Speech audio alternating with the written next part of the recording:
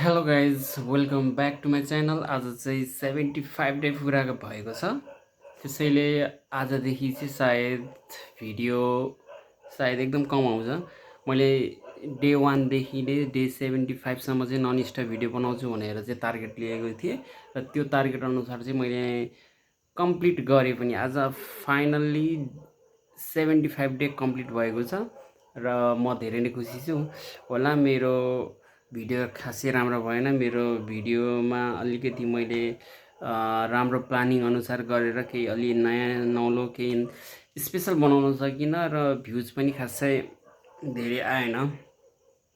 दुई चार होइन, यस्तै मात्र भ्युजहरू आयो। तर जे भए पनि मैले चाहिँ आफ्नो टार्गेट राखेको अनुसार चाहिँ 75 डेसम्म चाहिँ नन स्टप भिडियो चाहिँ मैले अपलोड गरेँ, बनाएँ। त्यो नै मेरो लागि ठुलो कुरो हो।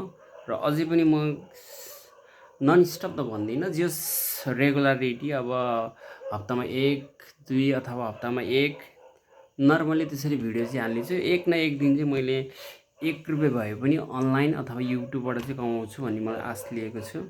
त्यसैले तपाईँहरूले यदि हेर्दै हुनुहुन्छ भने सपोर्ट गरिदिनु होला। धन्यवाद।